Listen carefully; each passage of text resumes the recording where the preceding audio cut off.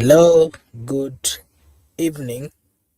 This is Brother Benson Media, and today is on a Monday. We are blessed to have this opportunity to discuss, of course, the issues affecting the Republic of Kenya and most of the political side. As we know, today is 02/02/2026. Before we proceed, allow me to take this opportunity to welcome all our viewers and to remind you that this is Brother Benson Media. And suppose you're watching for the first time, we request you to kindly like and subscribe. If you do so, it is a way of supporting us. Na sisi hapa, of course, tutasema ni asante. I want to take this opportunity to welcome Miguda. Miguda naye akuja tuambie siku yake imekuwa vipi and how is the going. It's a Monday, 02/02/2026.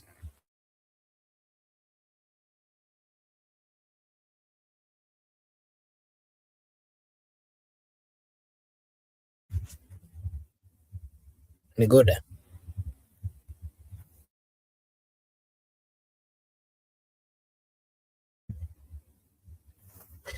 are you there? Okay, sorry for that.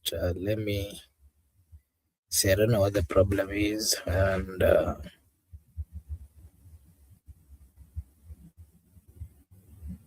you there?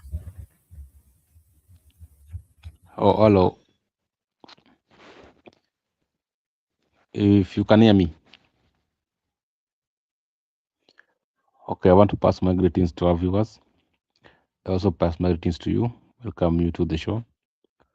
We hope that we are going to be having a very useful conversation over here to better our policies and governance. Back to you.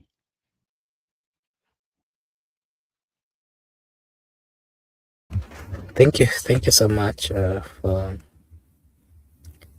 giving us your view, your take on how your day has been. Allow me to just get straight to the discussion that we are supposed to be having today. And just as the topic reads, we want to focus more about Dr. Fred Okengo Matiangi and the reasons why Matiangi can succeed Ruto in 2027. And, let me take this opportunity to welcome our viewers.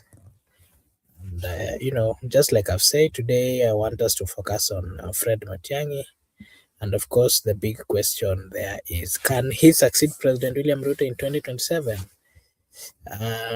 Just a background or a small clarification on who Fred Okengo Matiangi is.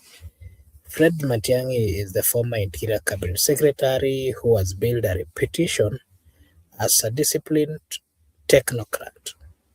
And of course, the recent polls place him as the Ruto's closest challenger. That is, if you compare it with the former Deputy President Rigathi Gachagua, the former Vice President Kalonzo Musyoka, and all the opposition leaders, all those who are eyeing the presidential position. And so tonight we'll explore his strength. We'll look into the alliances that he's gotten himself, of course, through the Jubilee Party, joining the opposition parties as well, and also the plans that they have as the parties within the opposition. We'll also dwell on the challenges that they are facing within the opposition and how they can overcome all those challenges that they are facing, and what is his path to the State House and how it could look like. This is part of what I want us to have a look at tonight. And of course, we'll begin by looking at what makes Matiangi to stand out as a candidate. And Miguda, I would now want your take over here. Fred Matiangi is widely respected by his tough, no-nonsense leadership style. As a cabinet secretary, he managed the national security with fairness and, of course, efficiency. Maybe to give an example, remember when he was the cabinet secretary in charge of education, He brought a lot of transparency within that particular docket. You can remember he came at a time when exam cheating was like a lifestyle. But then when he came, he streamlined the education sector. Look at the yellow buses, school buses. He came up with that policy, and today you can you know, when a school bus is coming, you'll be able to know or to say that this is a school bus, and you'll be able to differentiate it from the other buses. Those are some of the things that he brought. Look at the security sector. He brought, of course, a lot of changes within the security sector. And not just that, look at the efficiency in most of the things that he did. Look at the complexity of the dockets that he was serving, and you know the little time he used to turn around things. Remember, he came after Kamenyi was the cabinet secretary of education. Look at the 2015 KCPE and KCSE. When the children or the students were doing the exam, there was a massive cheating in the exams in 2015, mostly in 2015, to an extent that sometimes you'd see before the students do the exam actually would be on newspaper and also even at the television. When he came, he changed that within few years, 2016, 2017. And those are the most important things that he changed within a few years that he was given the opportunity. And that, of course, brings me to this again. He also left a mark, just like I've said, in the education, enforcing discipline, exam management, and restoring credibility to the system. And like many politicians, Matiangi is seen as a less tainted by corruption scandals, giving him credibility among voters who want clean governance.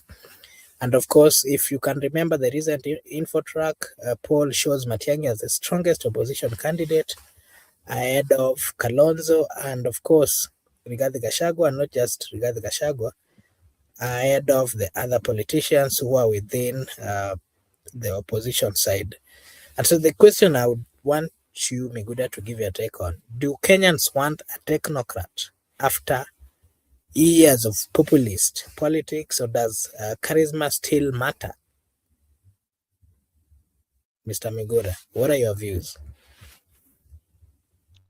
Okay, it cannot just be suddenly transformed to be technocrat leadership from charismatic, outstanding. It must be evolve. It must be done gradual. It cannot be instant. It can be the view of the young turks or the current generation. But what about the oligarchs? And oligarchs, they compose of many population in terms of validly registered voters. Right now, I can say that we have reached a stage whereby we can agree that we want a technocrat wholesomely as a people. When you talked about him being ranked as second best in terms of opinion poll after William Ruto, it means that he is a man to watch, is a worthy competitor in the coming election. And when he's a worthy competitor, you need to form coalitions with like-minded people to compete effectively for the next general elections. Having said that, I agree with you that when he was the CS for internal for education, actually, he transformed the system. He tried his best during his tenure. But where I want to have a point of departure with you is when he was the interior CS. You have said that he works with fairness. Of course, there was some transformation in the security sectors, but I don't think that he worked with fairness. Remember, we were the people who were being targeted on our side in terms of protest, in terms of demonstration, elections. There I don't agree that he worked with fairness. There was some compromise from the people by that time who were controlling him. That's my take, Makobola. Back to you. Thank you so much. Allow me to welcome Msimamo, and Msimamo, karibu sana. I hope you are doing good. I don't know whether you got my question. Unaweza tuambia siku yako imekuaje, and then if you got my question you can proceed and give us your view. If not, kindly let me know so that I can bring forth the question. Lete swali kabisa ili nichanganye pamoja. Okay, thank you so much. This is what we are discussing today, Msimamo.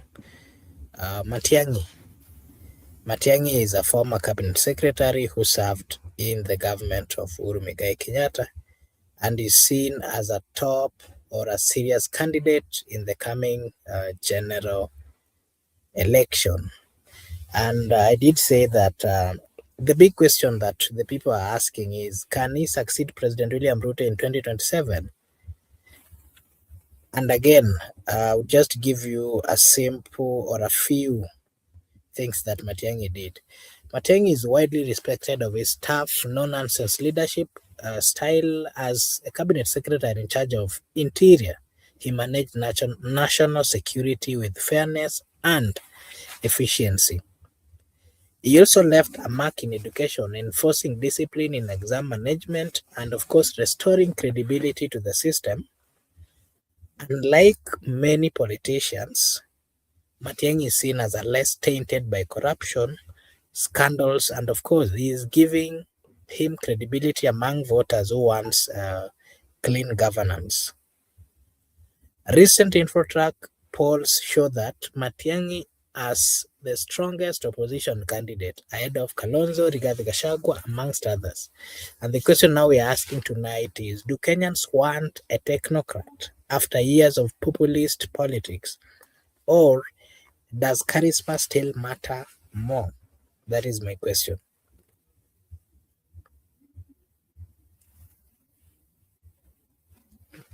Simamo. Labda kizungu yangu ni ya kuja na meli, unaelewa. Hapa mwisho kwa, do Kenyans need a technocrat? By the way, who's a technocrat? Ni mtu wa namna gani? Okay. Kama ni kiongozi wa namna gani? The question I've asked is, do Kenyans want a technocrat after years? A technocrat, let me give you a clear clarification. You know very well that Fred Okengo Matiang'i was not a politician. He was appointed and he came from the academia area. And, he was... is somebody who is learned, somebody who understands quite a lot in terms of the education side. Remember the changes he brought on the education sector. The reason why he did that is because he was not picked from the political landscape. He is a technocrat. To mean that he's somebody who has the knowledge in those particular fields. Compared to the other appointments that we are seeing politicians being appointed to these dockets and they have no knowledge. They are actually politicians being given a position in dockets that they have no knowledge about. I think that would give you a clear meaning of what I mean by techno. Asante kwa swali na pia kwa kuweza kudadavua. Kwanza nianze kwa salamu kwenu ndugu yangu Mebuda na wewe host, lakini haswa kwa wale wenye wanatufuatilia na tukusikiza haswa popote kule waliko duniani, iwe ndani ya taifa letu ama nje, lakini kubwa zaidi wale ambao wanabaki kwa panda section, kama section kule. Nimeona Paulina na wengine wale wana bezo pande huo. Nikianza nitasema hivi. Tofauti ya serikali iliyopita na serikali ya sasa ni vitu viwili tofauti. Hawa wamedonate expertise kutoka kwa wanasiasa kuweza kuwasaidia. Kule wakati ule mawaziri walikuwa wanachukuliwa nje haswa na siasa. Ndio unakuta sasa baadhi yao haswa ndio walifanya kazi, ukiwemo haswa huyu kiongozi Matiang'i. Alifanya kazi kwa uweledi, alifanya kazi kwa kuheshimu haswa katiba.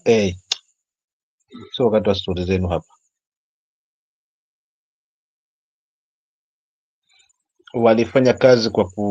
Alifanya kazi kwa kujitolea pia, lakini vile vile kuheshimu katiba ya nchi kwa maajili ya mwananchi. So tumemuona haswa pande ule alikuwa waziri wa usalama, tumemuona haswa wakati ule akiwa waziri wa elimu, lakini hata baada ya kwamba baada ya haswa ya hiyo serikali haswa kuwa nje ya madaraka ama kufika mwisho wake, bado ana ile strength ya kutaka kumtengenezea Mkenya, lakini vile vile pia anazungumza mambo yake kwa polepole, lakini kweli. Mfano, alizungumzia sana jana swala la elimu, jambo ambalo haswa kiongozi wa taifa nimeona akilidadavua zaidi kule upande ule, kwamba waliosababisha ni miongoni waliosababisha ni yeye, ni wao, na wakati yeye mwenyewe pia alikuwemo katika serikali hiyo. Nimeona Wanga pia akijaribu kulizungumza haswa, lakini yeye alizungumza kitu ambacho mwananchi anakielewa na anakisikia na kuelewa ni nini sekta ya elimu haswa, na akipewa mamlaka hii sekta ya elimu haswa, walimu wanafunzi watakwenda bure, itakuwa bure haswa, elimu itakuwa bure, jambo ambalo limemuuma sana haswa huyu bwana ambaye anasema yeye yuko na mpango, wenzako wako mpango less, unaona. So kwa kweli hakika chema chajiuza siku zote, kibaya chajitembeza. So tunaona wale wanaojitembeza sasa hivi kwa kuweza kuwachukua vijana wetu haswa, kuwapoteza mabao ya kwa vitonge vya mkononi, kisingizio wote tunafanya empowerment.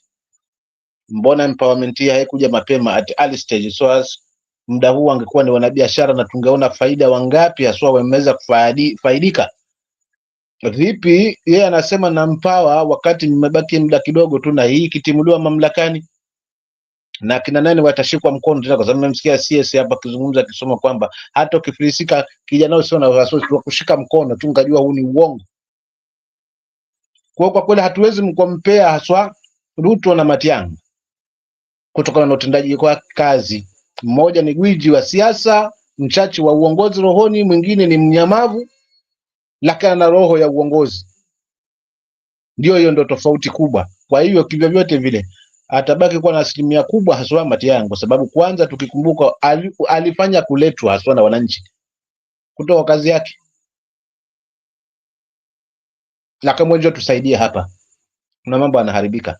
Si kiukweli, ni lazima tuzungumze, tumpe credit yake. Matiang'i anafaa, anatosha, na uwezi mkombani kabisa na bwana Ruto hata siku moja, haswa katika masuala na uongozi.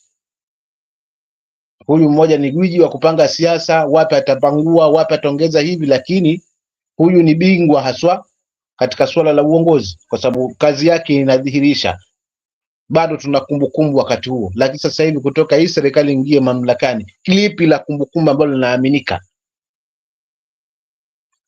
Kwa hiyo 2027 probability ya kwamba Matiang'i kuwa rais ipo, kwa sababu ana nyoyo za Wakenya na anaaminika haswa na Wakenya. Asante.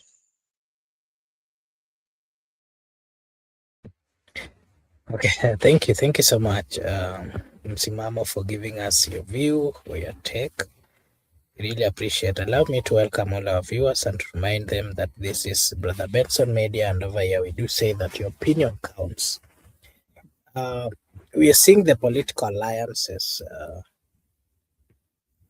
Mr. Miguda, where ODM, of course, remains the kingmaker. If Raila Odinga, if they decide to step back, Matiang'i could emerge as a compromise candidate accepted to all multiple factions.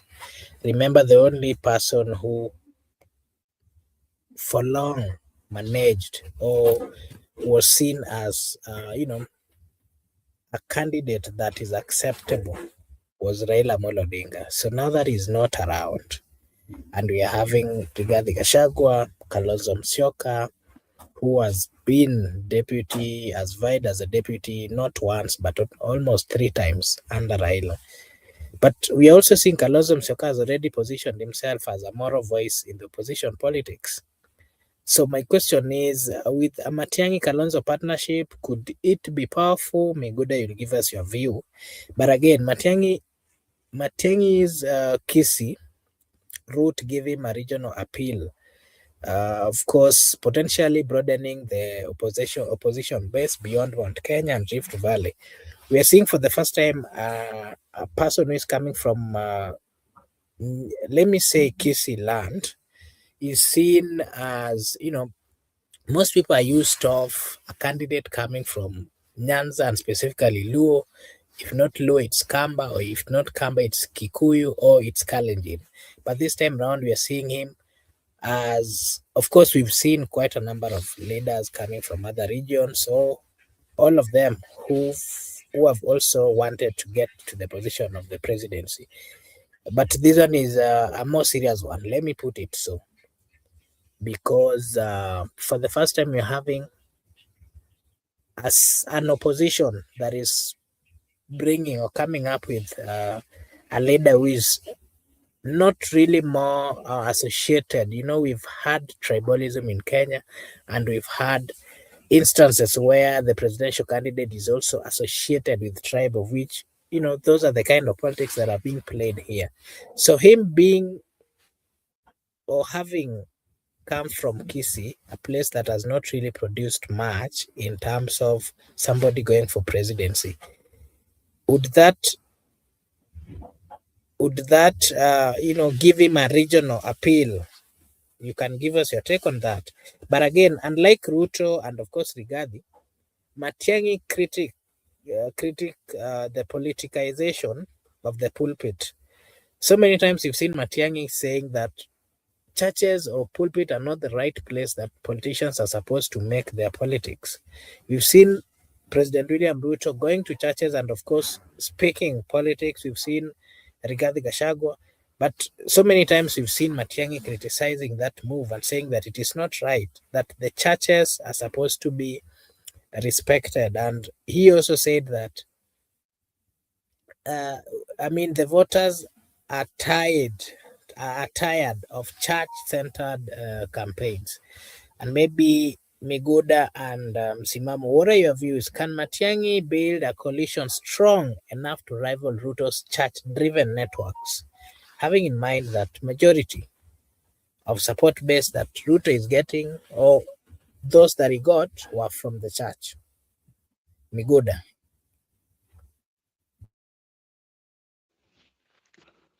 Okay. Oh, what I want to say is that generally most people prefer candidates who are coming from opposition. Whenever a government has been established, there must be ups and downs of that government. You find out that mostly people in oppositions globally, they view it different angle, and they are able to point out the mistakes or the underperforming of that government. They are always that popular followers by people who are out of the position. They tend to get massive popularity, and sometimes they have been given mandates and instrument of power to execute for the state, but they have failed.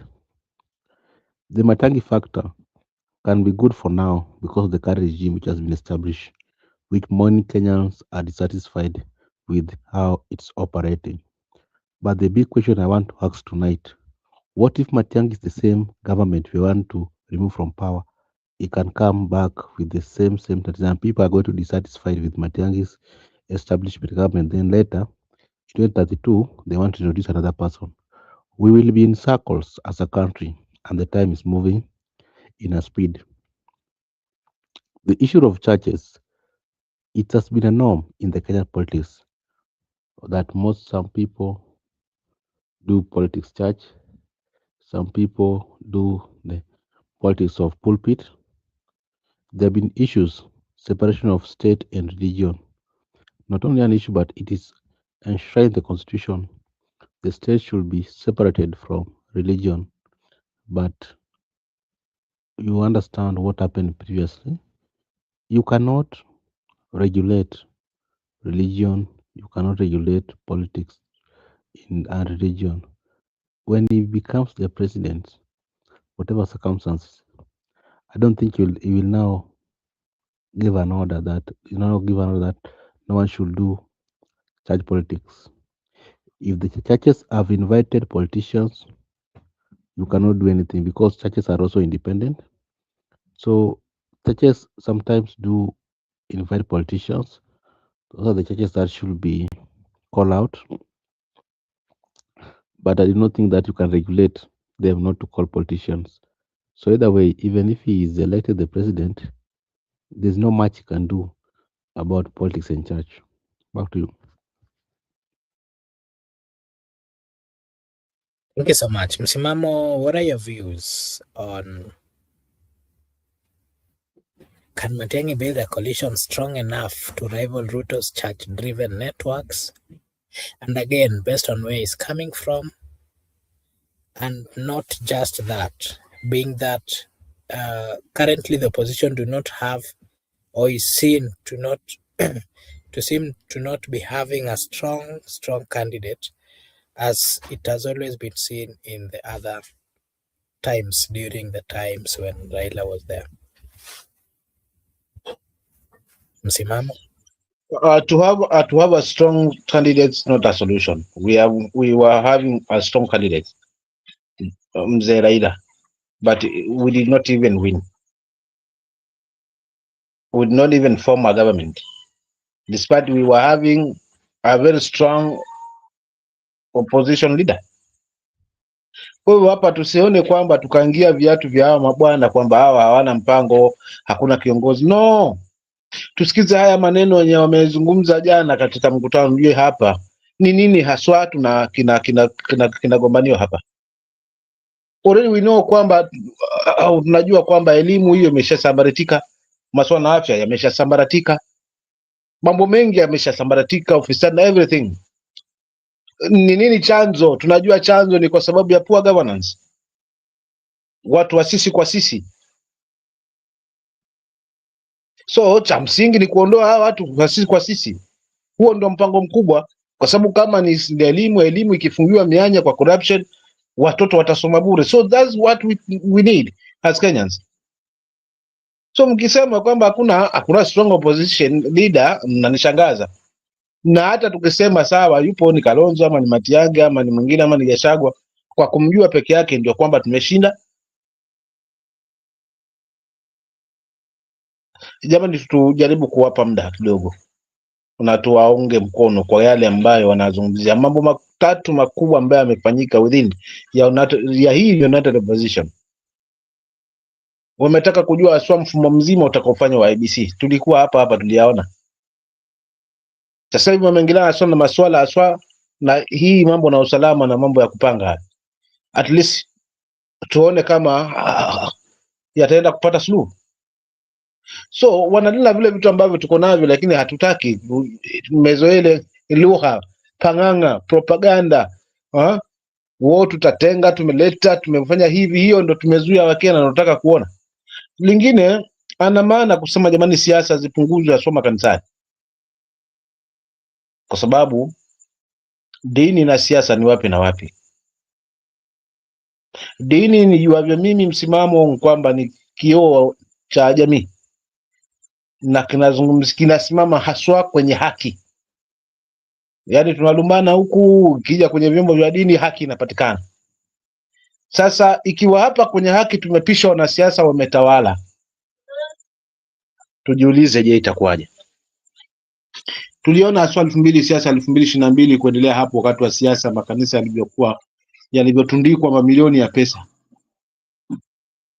kwa sababu Wakenya sisi ni wengi tu wa kusahau na kufocus la leo. La Matiangi amesema nini, Ruto akasema nini, Kisumu peke yake. Tukimaliza kesho tukiona vitimbi vingine basi, na ndio maana tunatumika haswa na hawa wajanja wa wanasiasa. Na tukikumbuka haswa 2022 haswa siasa ilikuwaje haswa katika mrengo huo ulioko kwa serikali na makanisa, na milioni ngapi zilibebwa kwa kanisa, tunajenga hii tunajenga hii mpaka ikaanza kuleta cheche, ndio ikapunguzwa kasi kidogo, lakini ilikuwa like a norm. Hapo ndo makanisa yalichafuliwa kabisa, akatoka nje ya mstatili wa maadili haswa ya kidini na wakajiingiza kwa siasa, na kila ilivyo dini kichanganywa na siasa, hapo ni pumba tu.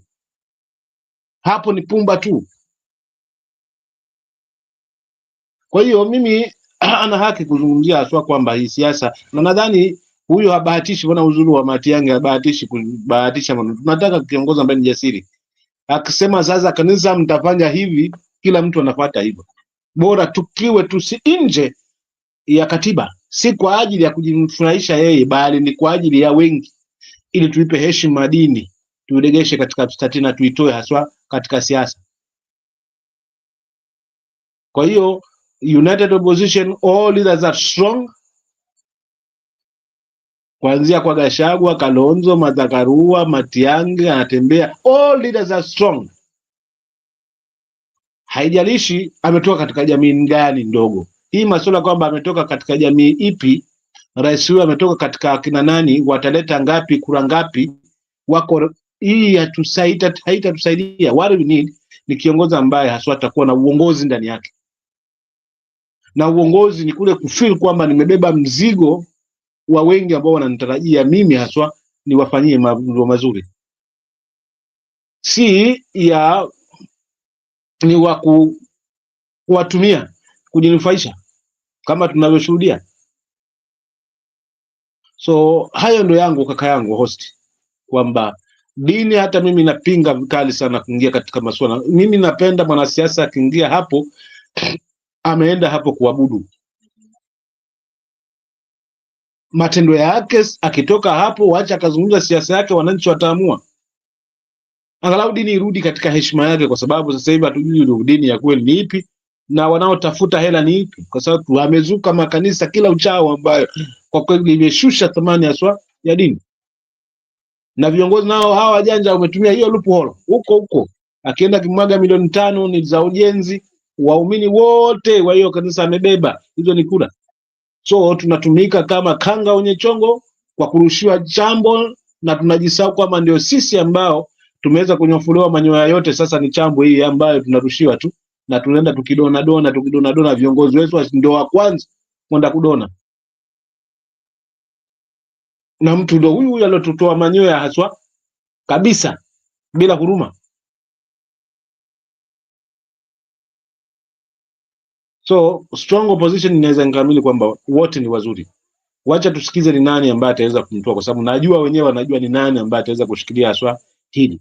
Na pia upande mwingine unangojea usikie kwamba ni fulani tu, na unajua ni hao wa kuribattle, wanaambiwa leo kesho wanatafuta conference ya vijana, wakaenda wakajibizane yale majibu ambayo wenzao wameweza. Yani ni siasa kupanguana. Hii ndio siasa ambayo ipo ya kuchafuliana, lakini in the real sense mwananchi anasemaje hapa?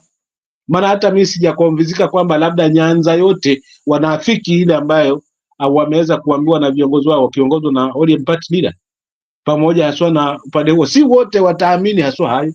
I still believe kwamba kuna watu ambao watasimama for their right. Asante. Okay. Thank you so much, Msimamo, for giving us your take. We really appreciate. Allow me to welcome Brother Benson and partly pia tupe maoni yake. And Brother Benson is just trying to have a conversation here about Fred Matiangi and the strength that he has as a politician who is also seeking to outseat the president, William Samoei Ruto.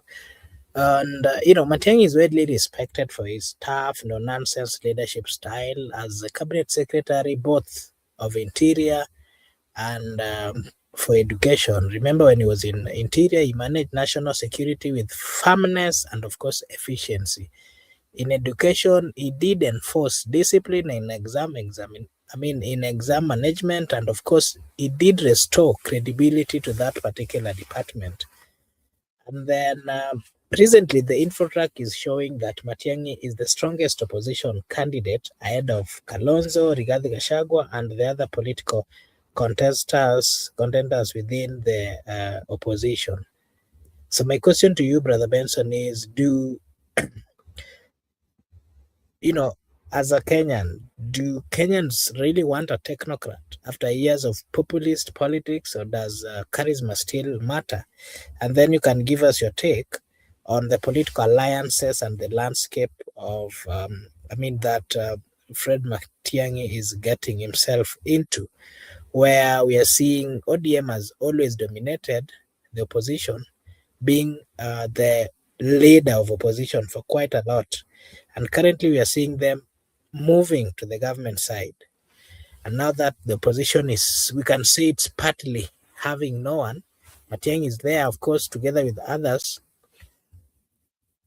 Is it possible that Matiangi can be seen as replacing the role or the part that was played by ODM?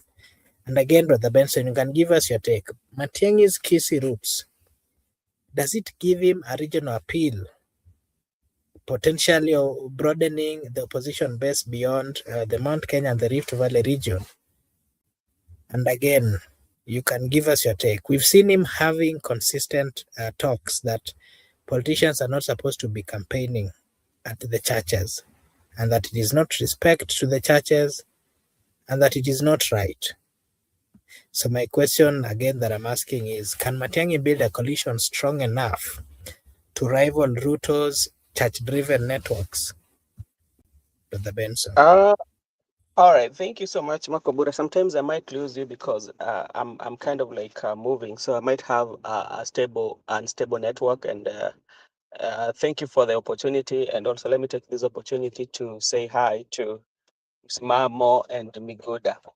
Matiangi stand a chance of replacing President William Ruto, and the reason I'm giving that is I checked when he was at Odaya, when they went back to Nyeri, when he was given the podium to speak, he has this politics whereby he's trying to hit the message home as compared to that one of Rigathi Gachagua, where he usually goes and attacks President William Ruto of 1 term and 2 term. No, Rigathi Gachagua talks about 1 term, majority of his speaks, and calling out on some of the calling out on president on some of the decisions that the president take. But when you look at Matiang'i, remember yesterday Matiang'i was talking about Akuna Akili. So laid out areas of the government asking is hiyo ndio unasema kwamba hakuna akili, because remember he talked about the Kibaki free primary education. He reminded people how Bill Clinton said that he wanted to meet president. That is the only person he wanted to meet, President Kibaki. He talked about the transitioning that they did with Uhuru Muigai Kenyatta, and was 60 years after independence, still the children cannot go to school.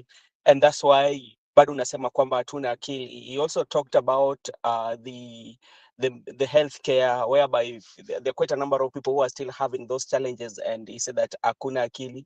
He talked about the security, whereby he was saying that the police are working together with the goons, and hiyo ndio bado unasema hakuna akili, and talking about even the churches. So with that, I think is getting that messaging that people wants to hear, rather than always, if you compare what Rigathi Gachagua is doing, that alone, come back, it will be not very easy for president, and the president will always send as spare as your lectures, because like when you start to raise issues, especially that are touching on the issues that are questioning some of the things that maybe the president is doing or maybe the government is doing, the president will always defend or rebuttal you by saying, spare us your lectures, we know what we are doing. So I think with Matiangi coming out with that kind of messaging, I think it can appeal to so many people. Then secondly, I think like if you say, people might not look at Matiangi take granted. I think like I've always have this belief that only people who can be in the leadership of politicians. But if you look at the legacy of these politicians, they've failed terribly. For instance, look at what is happening in the northeastern, especially. They've been getting money. The other day, you saw what happened to the money that the governor, especially, say that was used, but it was allocated somewhere. You saw what happened with Cecil Mbarire, whereby 10 million Kenya shillings that was made for industrial park was diverted to that happened in Embu. And when she was asked, she was under pressure. From where? And remember, this event was being attended by deputy president, knowing very well that they've taken the money. The governor has taken the money that is not meant for that. So I think as we want to look at changes, or we want to look for good leadership, I don't think that it will be of good taste if we say that, okay, we are looking for a politician who is going to be, but maybe to look for somebody who can bring change into the leadership of the country. Because like even him himself yesterday, he maintained that the only problem that we have is the average leadership that we have. That is what is costing the country. And he was saying that, okay, if you give us an opportunity to lead, we will make sure that the free primary education is, the education sector is going to be in good shape if you give us the uh, the opportunity. So I think if Matiangi can maintain his messaging, with coded message, and bring a new twist on how he does his politics, populist, he ran away from populist politics, from maybe what the president is doing and other politicians, especially ile ya ku attack watu politically. So I think it can also, he can stand a chance. Another thing that makes Matiangi to stand a chance is taking advantage of what the people on the ground are saying. Because like if you listen to people from the ground, especially, remember the president the other day said that everybody should go to school without uniform or without school fee, every Kenyan student who start for that examination. But they are going to school there, and some of them are still being sent home. So the question is, what is happening if the president has given directive, and there are quite a number of people who are still being sent home because they do not have money for uniform, they do not have money for where at the time of they're being admitted, and they're told to go back home. So if you take advantage of those weaknesses that are on the government side and have a very good packaging, then that could be a very it could stand a chance with him. And also, if he knows, especially quite a number of Kenyans who knows um, what they want in the ballot box, especially the pay slip. Those who are talking about the pay slip, who their pay slip are being eaten over by higher taxation, that one also can also assist him to get the middle class. I saw the other day, I think it was yesterday, Mbadi was having a conversation with uh, somewhere I saw, and he was saying that they're not going to tax 30%, 30. If you're earning 30,000, they're not going to tax you. And I was now asking myself that so does it mean that even the house levy is not going to be taxed? So I think if Matiangi utilizes on the weaker side of the government, I think he has that opportunity to replace President William Ruto come 2027. But it's not going to be very easy based on how, President William Ruto right now, President William Ruto now with the Nyota Fund, his main target is in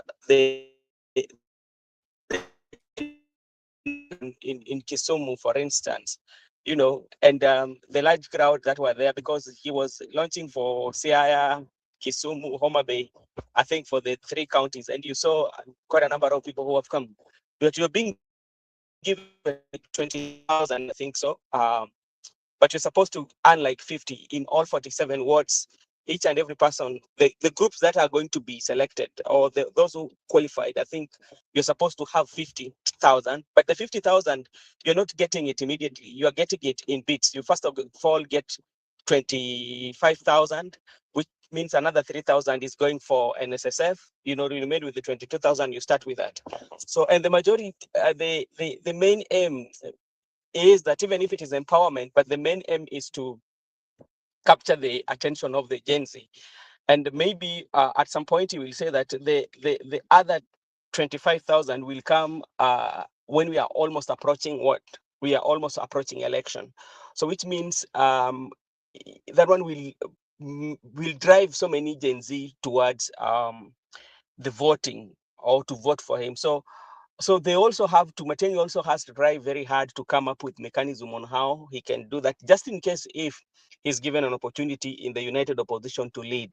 But from the way things are, I tend to believe that Matiangi in the united opposition, if he can be given that leadership, I think he can be well placed in position than Rigathi Gachagua, despite even the Kalonzo Musyoka coming with a lot of experience. But I think Matiangi can have a very good junk.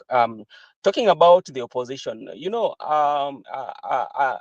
I listened to Gladys Wanga and some of the ODM members who are saying they're not going back to the street. Um, the street was not only meant to criticize the government of the day. The street is a way to tell the government or any other organization that we are not satisfied with what you are doing and things need to change. I think it is high time they also should go and read what maandamano, or what I would say that the the the protest has achieved. Go to those countries where people have protested. People are not just protesting. And for the protest, it wasn't only the Luo community who used to protest. Yeah, even though the majority of the population used to be in the Luo, led by the Right Honorable Prime Minister Raila Amolo Odinga. And now they're saying that they do not want protest. Nobody wants to protest. But if there's an issue that the government is not taking care of, or any organization, you are allowed to go to the street, because the constitution gives you that right to go to the street. And Wanga also talked about they need like 50-50 on the government, which is not realistic, because like, how do you demand that you need 50% yet you're already in government? How is that one possible? You are going to negotiate in a government that you are always in and you're demanding 50%, which will not happen. That is ni ndoto ya mchana. Huwezi sema kwamba you want 50% shares of the government. And you see, those are some of the things that usually have led us to where we are, whereby we go with the mentality that 50%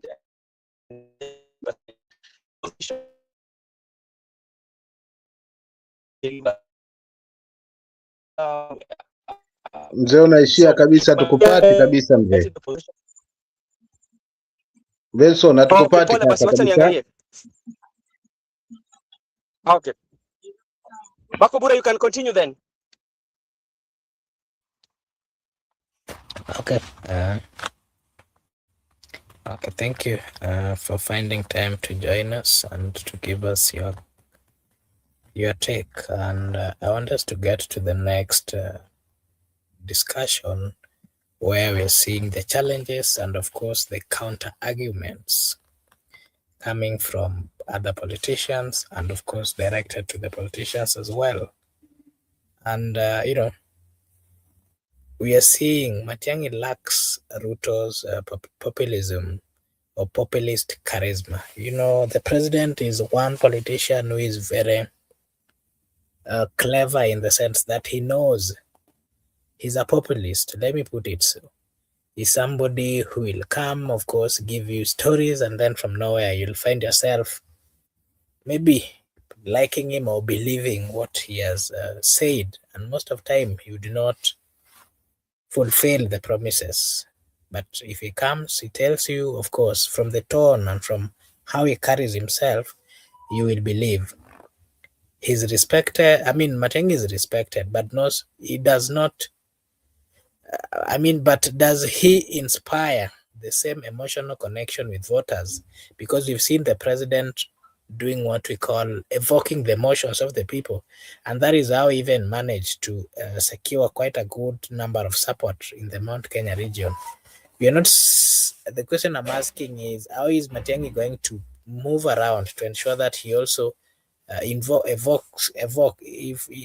manages to evoke the emotion, so that he gets the connection from the voters. He doesn't yet have a strong personal party base. That is one thing that we've seen. And of course, without ODM or united position, his candidacy, of course, could struggle. Remember, ODM has always held the opposition, and being that ODM is also shifting to the government side, there are possibilities that he could struggle with his candidature.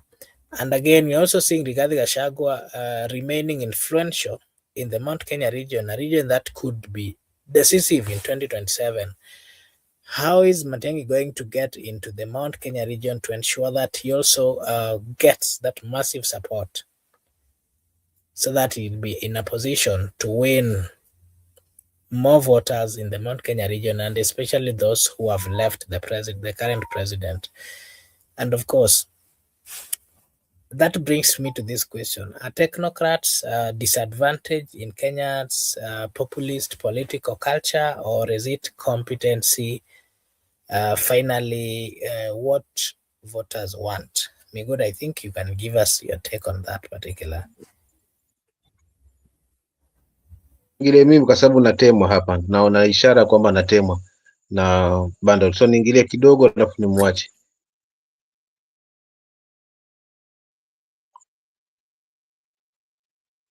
Sio, umenielewa kaka?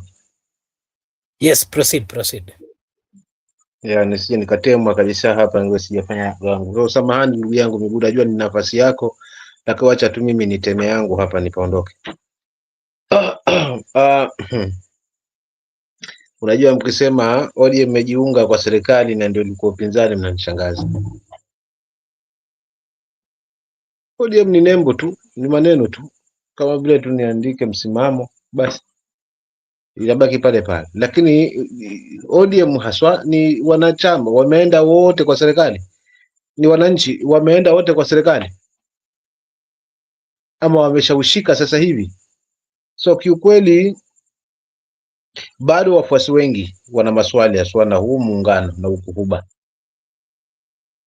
kwa viongozi wale ambao wanafungama na serikali na wako mbioni kunadi ODM, lakini wakumbuke bado wana kibarua kigumu kuweza kuwaleta wana ODM wote kwa pamoja, failure to which itabaki ni ya region, na hiyo region pia ita decide. Si wote watasimama kwa sababu wameambiwa tuko kwa serikali, wengine kwa serikali because wanatafuta power wapate 50-50. Kenya is above power. Kile wanahitaji ni kiongozi ambaye atakuwa na wajali na tija na kufikiria taifa muhimu. So huyu hata akisema yuko na mipango, yuko na hii lugha aliitumia 2022 na mambo mengi na huko nyuma. Lugha hii ishajulikana sasa kwamba haina mashiko. Kwa huu mwaka tutakuta atwa mambo mazuri akiletwa, kila mtu anagusishwa, kila mtu nini, lakini because ni kwa sababu tu ya hiyo 2027. Wao wanga kujipiga kifua kwamba tunataka hii, tuna demand nini? If you are the largest party East and Eastern Sahara, so what are you demanding? Wacha wafuate, na kwa sababu hata mnadonate expertise, wacha mfuate na serikali mbembelezwe, sio nyinyi ndio mnafuatafuata. Angalau hii kitu hii ndio inaniuma, but millions of supporters of ODM still are on question marks. Si wote wamebebwa ati wako kwa broad based government. Ni viongozi ndio wako kwa broad based government, nao ndio wanakuja kwa wananchi walazimisha wawe kwa broad based government. Hilo ni la kwanza, na lingine la mwisho haswa ni hili nilizozungumzwa na kakaangu hapa. Kiongozi hatachaguliwa na wingi wa region ama na ungwaji na kura ataleta kwa region. Tukia katika huo mkumbo tumefail pakubwa kama taifa. Kiongozi wacha awe ni kiongozi ambaye ana track record nzuri, kiongozi ambaye hafungamani na masuala na ufisadi, kiongozi ambaye hatahakikisha kwamba ataiheshimu katiba yetu ya nchi na kuifuata haswa kisawa sawa. So haijalishi hata kama anatoka jamii ndogo, lakini yuko na tajriba. Wakenya tunafaa tumwangalie yeye, kwa sababu tukibeba kwamba ni mtu wetu na sisi ndio ngome kubwa ama sisi ni jamii, sisi lazima safari hii tutoe mtu wetu. Hiyo tumeiona, tumeona matokeo yake na haitatupeleka mahali popote. So mimi awe na chama strong awe hana chama strong, anatosha ama hatoshi? Swali langu Matiang'i, anatosha? Kwa sababu alionyesha tu mfano bilioni 7, si bilioni 7 kwa sekta ni ya kazi gani? na tunashuhudia sasa hivi, kama si kwa Nyota Fund basi labda pengine ni kwa kufungua soko ama kwa mkutano State House. Ndio hiyo miaka yote mitatu tumeona wageni wakialikwa, hawa mara walimu, mara grupu hii, mara grupu hii, mara grupu hii, mpaka sasa the last group ambayo inaumiza kichwa, ambao wanataka kumalizana nayo haswa ni Generation Z. Wa feel they are part of this government, tena wachukuliwa akili kama pale mwanzo kwa hustler fund. So this is another hustler nation. It's ndo hii ya Nyota Fund, but hii tutabidi tuifuatilie haswa kiundana, haswa tujue hii pesa inatoka wapi na kwa minajili gani, kwa sababu kuna mambo ya muhimu zaidi. Wao unasema unaenda kuempower vijana, sawa, unawapa 20,000 na wale wanafunzi ambao wanarudi manyumbani wako wamekaa manyumbani na hawaendi shule kwa sababu ya school fees, unawapangia nini? Ukisimama kama leo venye amesimama amesema ati amelocate pesa ya kutosha kwa masuala ya elimu na ameajiri walimu wa kutosha, kwa ina maana kwake elimu sasa ishanyooka kabisa, hakuna matatizo. Matatizo sasa ni kuempower vijana. Hii yote uongo wote huu nani ataushika?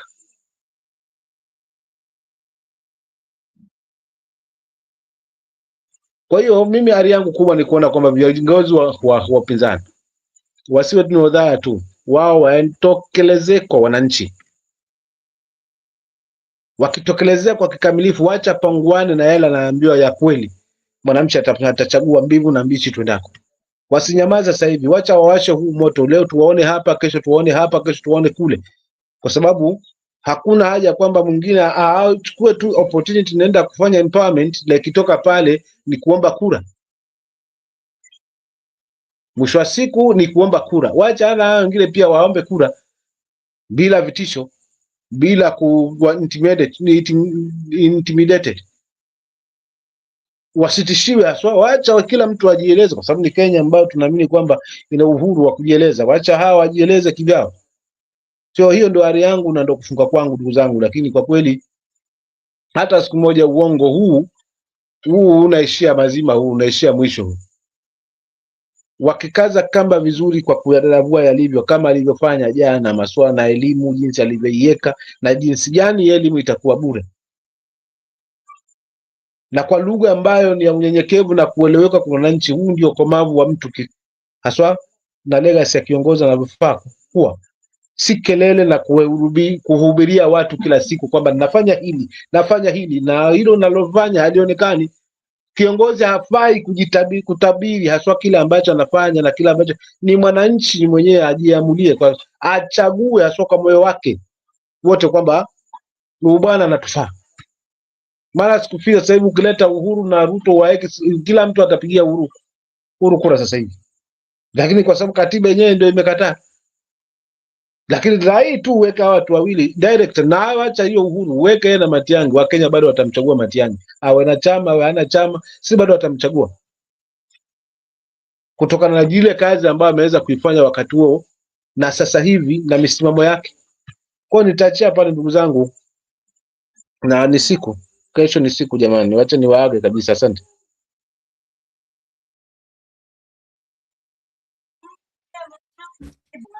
Okay. Thank you so much, Simamo, for giving us your views. We really appreciate. Thank you so much. And to everyone who is watching, this is Brother Benson Media. Over here, we do say that your opinion counts. We request you to kindly like and subscribe. If you do so, it is a way of supporting us. Miguda, what are your views on the same questions that Msimama has given his take on?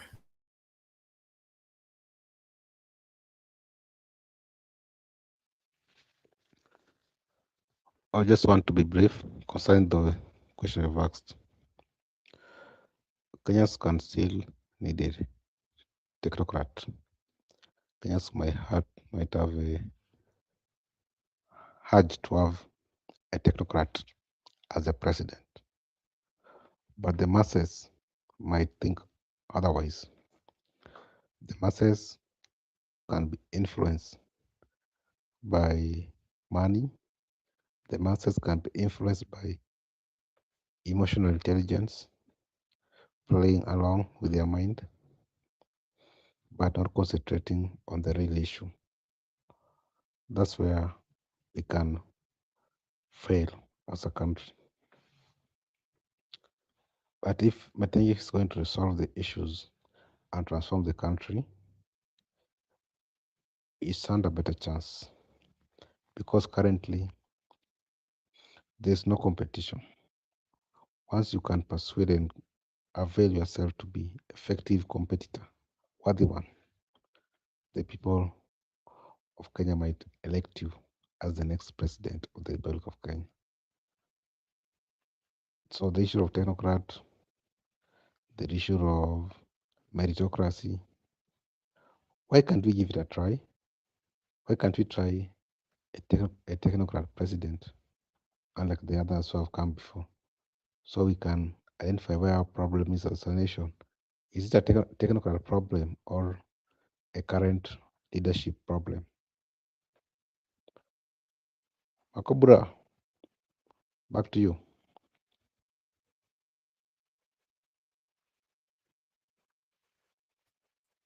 Okay, thank you so much. Okay,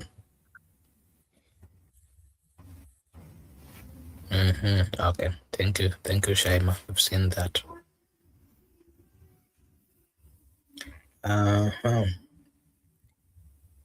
Hatutaki elimu ya bure tu, tunataka elimu bora na bure.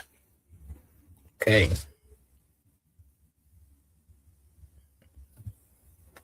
There's also a question here asking for a friend 22 years atafanya biashara gani na 22,000 surely mtu labda ajashika hata 10k.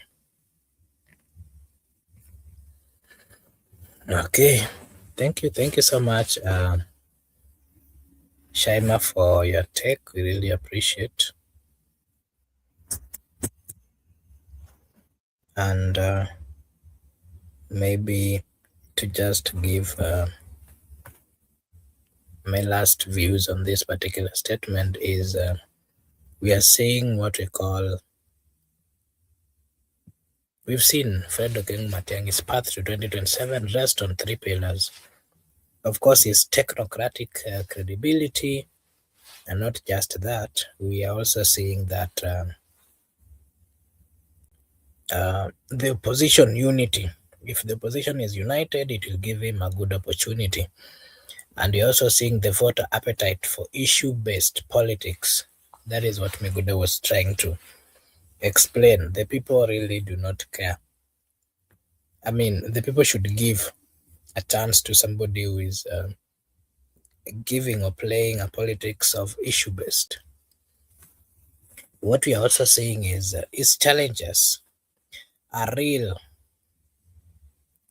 Charisma, we've got party machinery, and of course the decision by the other political parties within the opposition could make or break him. And that is why I've talked about the three pillars. His technocrat would give him a chance. The opposition unity also matters to him. And of course, the voter appetite for issue-based politics. So the ultimate question is, will competency and discipline finally outweigh populism in Kenyan politics? That is what we are waiting to see, based on the fact that we've been in the Republic and we've seen the kind of politics that are being played.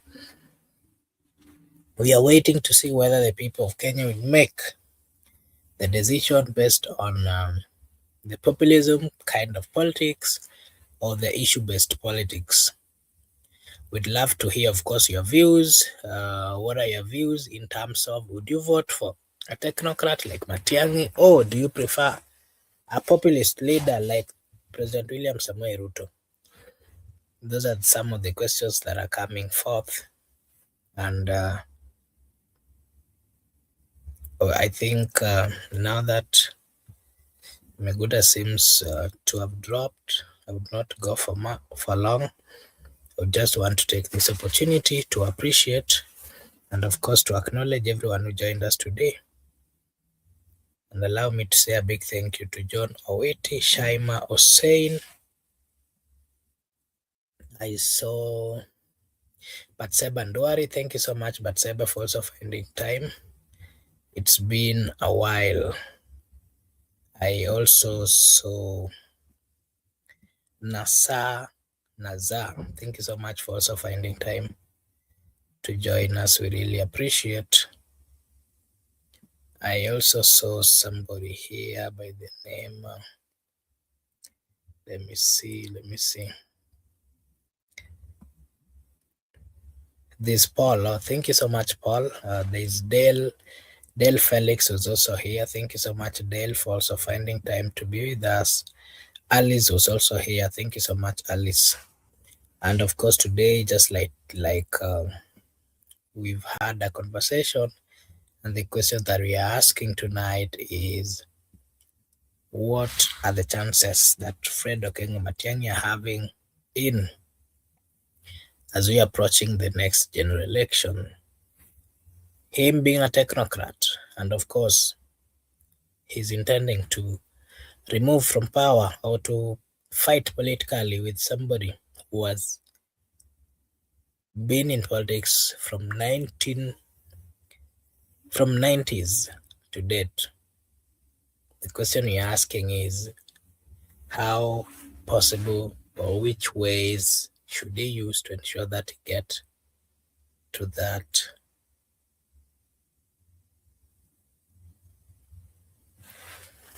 to get that particular position? Those are some of the questions. But again, today I also saw the president was in Kisumu. He's been in Homa Bay. He's been in Siaya, of course, with these projects of Nyota. I saw the comment of Shema here saying that the president is giving people 22,000. Can 22,000 assist a Kenyan in this kind of environment or in this kind of economy? These are some of the questions that people are asking. That, of course, money is money, but is it really the right way? Is that really empowerment? Giving 22,000 to a youth and telling him to start a business in an economy where taxes are high, things are, I don't think it is the best way. The government needs to do a lot on matters of ensuring that they lower the cost of taxation, especially to the young people, so that they get the opportunity to start their own businesses and that the businesses would pick. Something else is that the government needs to invest more on what really matters: creation of a job opportunities.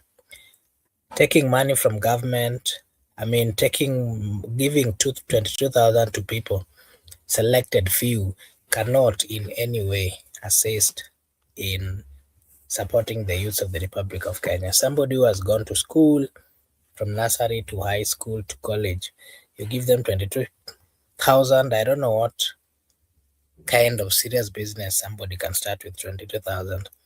So to me, I believe that the government has what it takes. They have all the environment and the opportunity to start and do the right or follow the right procedures of ensuring that they assist the youths. Creation of job opportunities.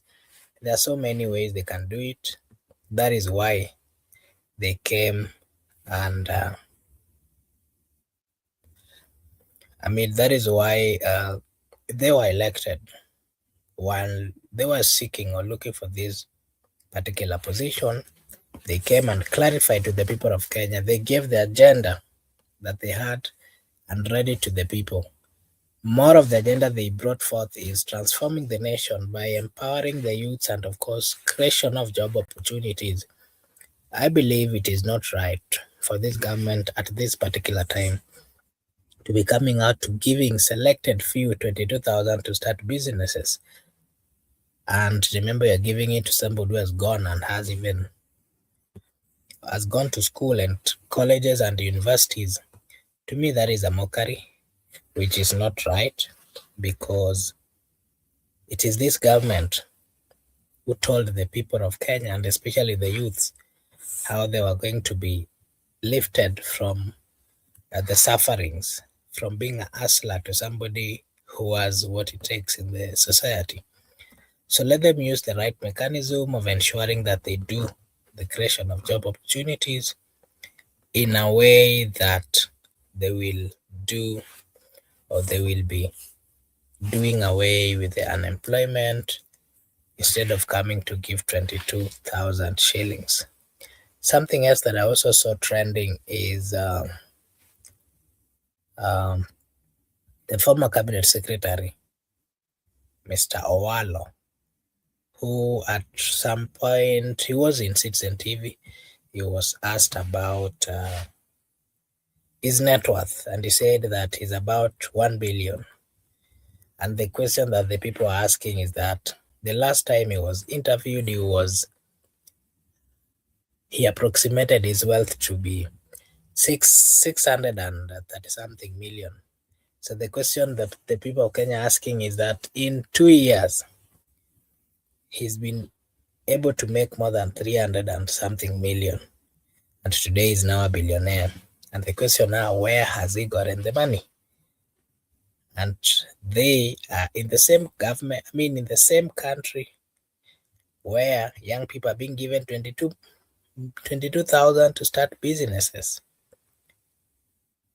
Yeah, and that is what is happening. Something else that was also trending, we saw the party leader of ODM, Dr. Buru, telling the deputy that they're not going to take his job, that they're going to negotiate for other positions, and that he should not be worried. Yeah, those are some of the things that I saw trending. So maybe Miguda, if you can hear me, you can also come and give us just a few take on the trending things that you saw or you hear before we close.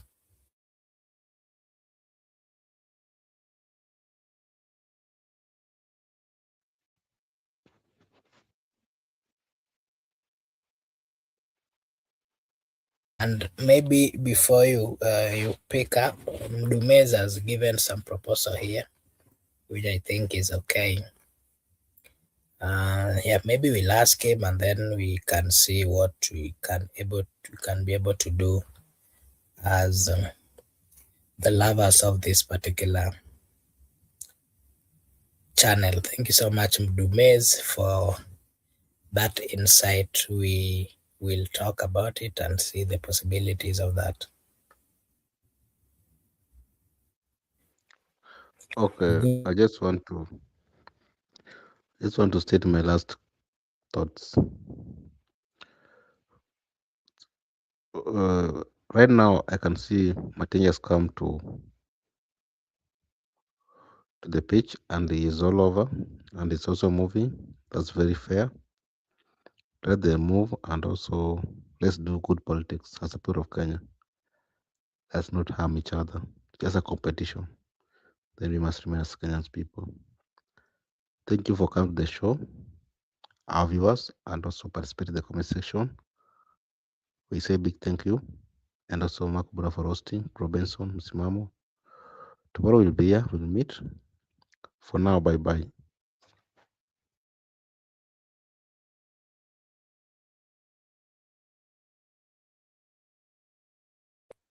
Okay. Thank you so much, Meguda, for your take as well.